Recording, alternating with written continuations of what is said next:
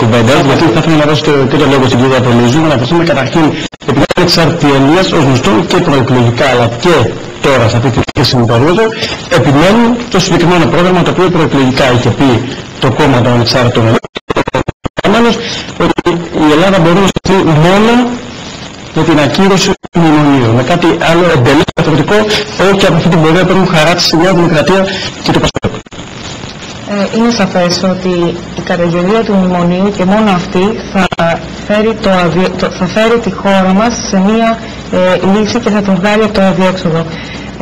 Η Εθνική Αντιπρόταση, το πρόγραμμα των Ανεξάρτητων Ελλήνων, το οποίο είναι ένα πρόγραμμα που δημοσιεύτηκε, αν θέλετε, μέσα από το διαδίκτυο και είναι παραπάνω από 2 μήνες πρόγραμμα, πραγματικά είναι και αυτό μία λύση, εθνική λύση και προτείνει πραγματικά κοστολογημένες λύσεις για την Ελλάδα. Η Εθνική Αντιπρόταση λοιπόν είναι η ασφαλιστική δικλείδα, το πρόγραμμά μας είναι η ασφαλιστική δικλείδα για να βγούμε από το αδιέξοδο. Τα δύο διακυβεύματα τα οποία να περνάνε μπροστά μας έτσι σαν τρέιλερς, δηλαδή Ευρώπη ή έξω από την Ευρώπη, έξω από το ευρώ ή στη δραχμή, ακυβερνησία ή χάος, ή αυτοδυναμία, όλα αυτά ας πούμε δεν υπάρχουν. Είναι 2 τα διακυβεύματα, το πρώτο και το πιο σημαντικό η Ελλάδα ότι θα πρέπει να είναι εθνικά κυρίαρχη και όχι μια Ελλάδα υποτελής, και το δεύτερο διακύβευμα είναι είμαστε στο μνημόνιο, τότε ναι, με μαθηματική ακρίβεια οδηγόμαστε στη δραχμή. Και το λέμε αυτό με τα λόγου γνώσεως και με κάθε σοβαρότητα που απαιτείται για τις χώρες που διανύουμε και περνάμε. Το μνημόνιο είναι καταστροφή. Είναι η καταστροφή της χώρας. Πρέπει να δούμε επίσης το πώς φτάσαμε στο μνημόνιο, πώς φτάσαμε μέχρι εδώ. Είναι κάτι το οποίο έρχεται να συζητείτε και έντεχνα καθ' όλη τη διάρκεια και της προηγούμενης και αυτής της προεκλογικής περίοδου. Και πρέπει να θυμίσουμε στον κόσμο ότι στο μνημόνιο μπήκαμε και στο Διεθνές Νομισματικό Ταμείο, ας πούμε, μπήκαμε με ένα μαγείρεμα, αν θέλετε, των στατιστικών της Ελστάτ, έτσι, των στοιχείων των οικονομικών της χώρας μας. Αυτό είναι για μας η απαρχή και γι' αυτό το λόγο ζητούμε και επίμονα να δούμε τελικά αυτό το χρέος, το είπα χθες και πονίδιστο, από πού προέρχεται. Η Επιτροπή Λογιστικού Ελέγχου που ζητάμε να δημιουργηθεί και είναι το δεύτερο βήμα μετά το πρώτο βήμα, το οποίο πρώτο βήμα είναι η επανάκτηση, αν θέλετε, της Τράπεζας της Ελλάδος, προκειμένου να μπορέσουμε να κάνουμε μια σειρά από ενέργειες για να καταγγείλουμε τελικά το μνημόνιο, δηλαδή το μνημόνιο δεν θα το καταγγείλουμε από τη μία μέρα στην άλλη, δηλαδή δεν βγαίνει στις 18, να έχει μια σειρά από ενεργειών οι οποίες έχουν μια απόλυτη συνέπεια ως προς το αποτέλεσμά τους. Άρα λοιπόν αυτό που ουσιαστικά θέλουμε να πούμε είναι το εξής. Πρώτον, οι ανεξάρτητοι Έλληνες έχουν πρόγραμμα. Έχουν πρόγραμμα το οποίο είναι κοστολογημένο. Έχουν πρόγραμμα το οποίο έχει πάνω από 2 έτη, αν θέλετε, μελετηθεί, και το λέμε αυτό διότι έχει λάβει υπόψη του 2 παραμέτρους. Η πρώτη παράμετρος είναι η γεωστρατηγική θέση της χώρας και η δεύτερη παράμετρος είναι οι 10 πιο αναπτυγμένες χώρες του ΟΣΑ, τα μοντέλα τους, οι δομές τους, το πώς λειτουργούν. Διεθνή φόρα, τα οποία έχουν αναπτύξει θέματα που αφορούν στις δημοσιονομικές αλλαγές, αν θέλετε, μιας χώρας και στο κράτος πώς θα πρέπει να λειτουργήσει, ένα κράτος σύγχρονο πώς θα πρέπει να λειτουργήσει. Αυτό το πρόγραμμα λοιπόν έχει έρθει για να δώσει πραγματικά λύση. Αυτό είναι το πρώτο που λέμε. Το δεύτερο που λέμε είναι ότι αν μείνουμε στο μνημόνιο, σίγουρα θα πάμε στη δραχμή. Είναι και αυτό το αποτέλεσμα, αν θέλετε, μιας υφεσιακής πολιτικής, η οποία δεν βγάζει πουθενά. Και δεν μπορεί κάποιος να έρχεται να μας λέει, όταν λέω κάποιος εννοώ τα υπόλοιπα κόμματα, να μας λένε ότι θα επαναδιαπραγματευτούν, διότι δεν υπάρχει βάση πάνω στην οποία θα επαναδιαπραγματευτούν. Υπάρχουν καταρχήν οι επιστολές οι οποίες έχουν δοθεί, έχουν υπογραφεί, δεσμεύονται σε αυτές τις επιστολές ότι δεν θα αλλάξει ούτε το κόμμα και κυριολεκτούμε. Και δεν υπάρχει λοιπόν ασφαλής, αν θέλετε, ασφαλής δίωδος μέσα από μια πολιτική. Λοιπόν, επιστρέφουμε για το δεύτερο μέρος της της εκπομπής ο λόγος στην κυρία Πελούζη προκειμένου να δοθεί απάντηση και μέσω της πολιτικής αντιπρότασης, πρότασης αν το θέλετε, την οποία υπάρχει από τους ανεξάρτητους Έλληνες, με το ερώτημα να είναι συγκεκριμένο, δηλαδή το πού θα βρεθούν αυτά τα χρήματα, τόσο η άλλη πλευρά, εννοώντας βεβαίως τη Νέα Δημοκρατία και το ΠΑΣΟΚ, και απέναντι τα κόμματα τα οποία συστρατεύονται με το μνημόνιο, υποστηρίζουν ότι μια καταγγελία του μνημονίου σημαίνει τέλος της χρηματοδότησης. Αν υπήρξατε κιόλας από το δίλημμα, έτσι. Γιατί εμένα μου αρέσει να παίρνω όλες τις απόψεις και να μην είμαι συγκεκριμένος. Καταρχήν να πούμε το εξής, ότι στις 6 Μαΐου, στις προηγούμενες εκλογές, οι μοναδικοί οι οποίοι πραγματικά κατέβηκαν με πρόγραμμα διακυβέρνησης ήταν οι ανεξάρτητοι Έλληνες. Ακριβώς επειδή τέθηκε το πρόγραμμα πάρα πολύ έντονα το θέμα των προγραμμάτων των υπόλοιπων κομμάτων, από τις 6 Μαΐου μέχρι και την περασμένη εβδομάδα ήταν ένα αρκετά ικανοποιητικό φαίνεται διάστημα για τα κόμματα που δεν είχαν πρόγραμμα να κατέβουν με πρόγραμμα. Δηλαδή, εν ολίγης, το πρόγραμμα και του ΠΑΣΟΚ αν θέλετε και του ΣΥΡΙΖΑ και της Νέας Δημοκρατίας, όλα αυτά εμφανίστηκαν στο διάστημα μεταξύ 6ης, μετά τις εκλογές δηλαδή, και 1ης Ιουνίου. Αυτό για να θέσουμε λιγάκι τα θέματα όπως έχουν στην πραγματική τους βάση, περί προγράμματος.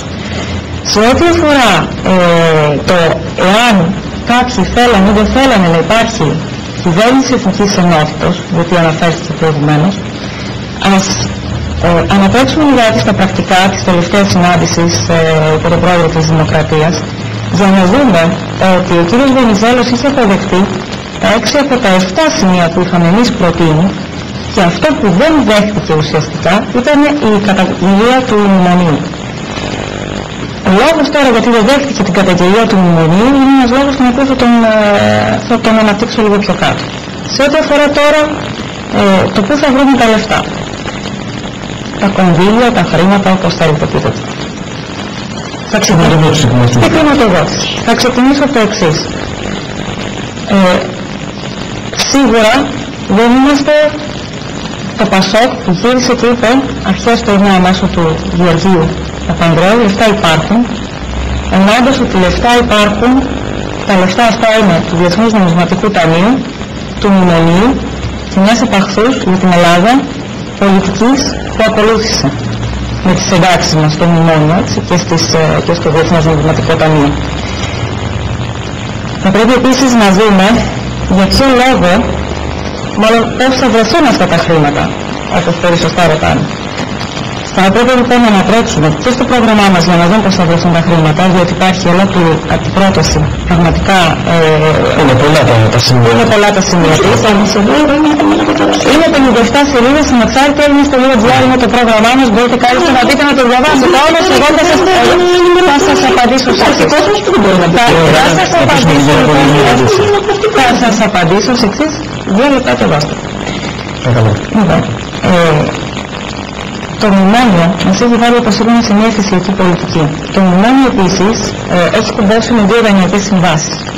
Οι δανειακές αυτές συμβάσεις πάρθηκαν με έναν τρόπο καταρχήν αντισυνταγματικό και άκυρο, αυτό το ξέρουμε, αλλά πάρθηκαν επίσης και με έναν πολύ λαθασμένο τρόπο. Η πρώτη δανειακή, να σας θυμίσω, ήταν 110 δις, από αυτά πήραμε μόνο τα 86. Τοκιζόμαστε και ανατοκιζόμαστε όμως, έτσι, και χρεωνόμαστε για τα 110, το λέω, συγχωρέστε το απλοϊκό του λόγου μου, απλά προσπαθώ να είμαι όσο πιο το δυνατόν προσιτή στον κόσμο που μας παρακολουθεί. Όταν λοιπόν έχουμε χρεωθεί ήδη για τα 110, με την πρώτη δανειακή, να σας θυμίσω, επιτόκιο κοντά στο 7%. Με τη δεύτερη δανειακή είναι επιτόκιο μεσοσταθμικά περίπου στο 5%. Αυτό τι σημαίνει? Και ένα πλαισίο βεβαίως πώς θα αποτύχει. Αυτό τι σημαίνει? Σημαίνει ότι βεβαίως το χρέος δεν είναι βιώσιμο.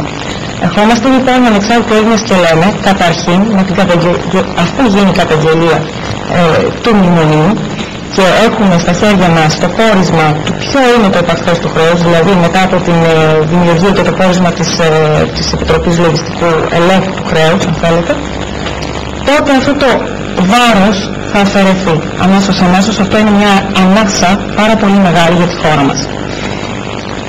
Με περσινά στοιχεία 31 Δεκάτου του 2011 από το Γενικό Λογιστήριο του κράτους διαφαίνεται ότι τα περίπου 85 δις που έχει σαν έσοδα το κράτος, όχι περίπου ακριβώς 85 δις που έχει σαν έσοδα το κράτος, είναι υπεραρκετά για να καλύψουμε μισθούς, συντάξεις, φάρμακα, υγεία. Δεν είναι τυχαίο το γεγονός ότι πέσαμε σε μια, αν θέλετε, μικροπολιτική αυτές τις 4 μέρες τελευταίες, βιώσαμε μια αισχρή μικροπολιτική σε βάρος του θέματος της υγείας και με πρώτη γραμμή καρκινοπαθείς, μια πάρα πολύ ευαίσθητη ομάδα ασθενών, για κονδύλια τα οποία ψάχνουν να τα βρουν και δεν τα βρίσκαν. Όχι αμαρτία, σας παρακαλώ, σας παρακαλώ, στο να βγεις δεν το πήραμε ως χώρα, την εκλογική κυβέρνηση, την κυβέρνηση του Πασόκ και της Νέας Δημοκρατίας. Σας παρακαλώ πολύ, σας παρακαλώ. Ο κόσμος καπηλεμόνα αυτό το σας παρακαλώ, θα με αφήσετε να ολοκληρώσω. Εσείς καπηλεύετε. Σας παρακαλώ πάρα πολύ. Λοιπόν, το θέμα λοιπόν αυτό, το τόσο ευαίσθητο, το ζήσαμε πάρα πολύ έντονα αυτές τις 4 μέρες, ψάχνοντας να βρούμε χρήματα για να πληρωθούν έτσι τα κονδύλια αυτά που έπρεπε να πληρωθούν για να μην έχουν πρόβλημα με την ομάδα αυτή των ανθρώπων που υποφέρουν. Ψυχολογικά λοιπόν τους κάναμε ράκος, τους έκαναν ράκος, συναισθηματικά και ως διαμαγείας, η υπηρεσιακή κυβέρνηση που πολύ σωστά θέτεται βρήκε το κονδύλι. Σημαίνει ότι υπάρχει το κονδύλι ή υπήρχε το κονδύλι ή κάπου ήταν κρυμμένο και ξαναβγήκε στην επιφάνεια. Αυτές τις τακτικές θα πρέπει να καταλάβουμε ότι δεν θα τις αφήσουμε να περάσουν άλλο. Λοιπόν, τα λεφτά λοιπόν υπάρχουν, είναι καταρχήν ίδιο του Πασόκ. Βγήκε και είπε ψευδώς ότι λεφτά υπάρχουν, γνωρίζοντας ήδη τον Οκτώβριο ότι θα μας βάλει στο Διεθνές Νομισματικό Ταμείο. Ένα το κρατούμενο. Δεύτερον, το πρόγραμμά μας είναι το μοναδικό πρόγραμμα πραγματικά που εγγυάται την επόμενη μέρα, εγγυάται την οικονομία της Ελλάδας για την επόμενη μέρα και εγγυάται σταθερότητα για την επόμενη μέρα. Το τρίτο σημαντικό είναι, και δεν θα κουράζομαι να το επαναλαμβάνω, μνημόνιο ίσον δραχμή. Και για όσους δεν το καταλαβαίνουν, και πάλι, μνημόνιο ίσον δραχμή. Δεν υπάρχει πιθανότητα με την πολιτική αυτή, την οποία ψευδώς ευαγγελίζονται ότι θα επαναδιαπραγματευτούν, διότι αυτό δεν πρόκειται να γίνει, δεν μπορεί να γίνει, ούτε μπορούν να μας το εγγύσουν ότι θα γίνει, όπως δεν μπορούν να μας εγγύσουν ότι θα πάνε επαναδιαπραγματευτούν και θα γυρίσουν ευτυχισμένοι και με τα χέρια γεμάτα, έτσι, από... Αυτό δεν μπορεί να το εγγύσουν. Έτσι, μπράβο, όπως επίσης δεν μπορούν να εγγύσουν και το εξής, ότι όντας μέσα στο μνημόνιο, το έπαξε ανάπτυξη. όχι αυτό, όντας μέσα στο μνημόνιο, δεν μας εγγυάται κανένας ότι θα πάμε στη δραχμή, ότι δεν θα πάμε στη δραχμή. Ναι.